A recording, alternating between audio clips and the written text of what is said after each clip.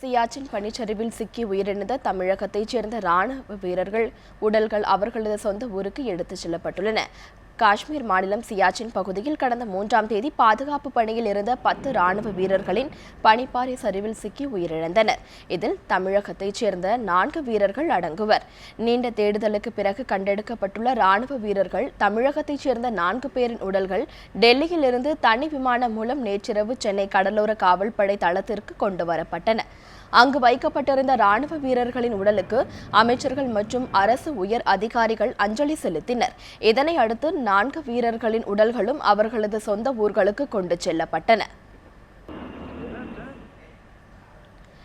இதில் மதுரை மாவட்டத்தைச் சேர்ந்த ராணுவ வீரர் கணேசனது உடல் அவரது சொந்த ஊரான உசிலம்பட்டி அடுத்த சொக்கதேவன்பட்டிற்கு நேற்றிரவு கொண்டு செல்லப்பட்டது.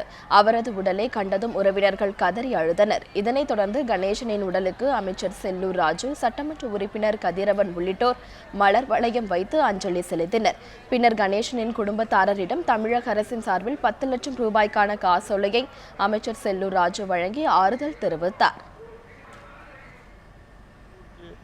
இங்கே ஒழுங்காந்து சேர்த்து என்னை பார்க்க விட்டதுக்கு இந்த 2 அரசும் சேர்ந்து ரொம்ப கடமைப்படுறேன். ரொம்ப மகிழ்ச்சியோடு நான் தெரியப்படுத்துகிறேன். இந்த நாட்டுக்கு, இந்த வீரவஞ்ச மண்ணுக்கு, இந்த மதுரை மாவட்டம் இந்த மண்ணுக்கு பெருமைதடி கொடுத்துட்டு போயிட்டான் என் மகன். பெருமை அடைகிறேன். இன்னும் 4 பிள்ளைய பெற்றிருந்தாலும் இராணுவத்துக்கு கொடுக்கறதுக்கு தயாராக இருக்கேன். இதேபோல் கிருஷ்ணகிரி மாவட்டத்தைச் சேர்ந்த ராணுவ வீரர் நாமமூர்த்தியின் உடல் ஒசூரை அடுத்த குடிசாதனம் பள்ளி கிராமத்திற்கு ராணுவ மரியாதையுடன் எடுத்துச் செல்லப்பட்டது. இதனைத் தொடர்ந்து அமைச்சர் எடப்பாடி பழனிசாமி, மாவட்ட ஆட்சியர் கதிரவன் உள்ளிட்டோர் ஏராளமானோர் ராணுவ வீரர் ராமமூர்த்தியின் உடலுக்கு அஞ்சலி செலுத்தி வருகின்றனர். இதேபோல் வேலூர் மாவட்டத்தைச் சேர்ந்த ராணுவ வீரர் ஏழுமலையின் உடல் அவரது சொந்த ஊரான அடுக்கம்பாறைக்கு நள்ளிரவு 2 மணிக்கு எடுத்துச் செல்லப்பட்டது. பின்னர் ஏழுமலையின் உடல் அவரது குடும்பத்தாரிடம் ராணுவத்தினரிடம் ஒப்படைக்கப்பட்டன.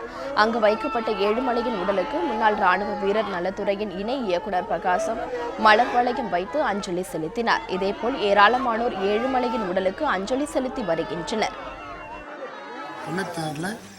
ஆர்மிக்கு இப்போ சேர்ந்தாங்க. வெளியிட்ட ட்ரைனிங் முடிச்சுட்டு காஷ்மீரில் போயிட்டு கார்கிட்ஸ்லாம் எவ்வளோ அவர் பயங்கரமாக இது பண்ணிட்டு சாப்பாடு 2005 6 அவர் சில மேரேஜ் ஆச்சு. மேரேஜ் ஆகிட்டு இப்போ ஜமுனா 2 மனையும் அவருடைய மகன்கள் 2 பேர் கவியரசு, ஸ்ரீதர்ஷன் 2 பேர் இருக்காங்க. ஒரு பையன் 1வது படிக்கிறாங்க, ஒரு பையன் யூகேஜி படிக்கிறாங்க. அந்த பிள்ளைங்களுக்கு நல்ல கவர்மெண்ட்டு இது மாதிரி ஆனது நல்ல ஒரு படிப்புக்கு உதவி பண்ணணும். மேற்கொண்டு வேலை வாய்ப்பு அவங்களுக்கு வேலை வாய்ப்பு மாதிரி இதேபோல் சியாச்சின் பனிச்சரிவில் உயிரிழந்த கர்நாடக வீரர்கள் நாகேஷா மற்றும் மகேஷா உடல்கள் தலைநகர் பெங்களூரு வந்தடைந்தது. அங்கு கர்நாடக முதலமைச்சர் சித்தராமையா நேரில் வந்து மலர் வளையம் வைத்து அஞ்சலி செலுத்தினார். மேலும் உயர் ராணுவ அதிகாரிகள் மற்றும் அரசு அதிகாரிகள் மலர் வளையம் வைத்து அஞ்சலி செலுத்தினர்.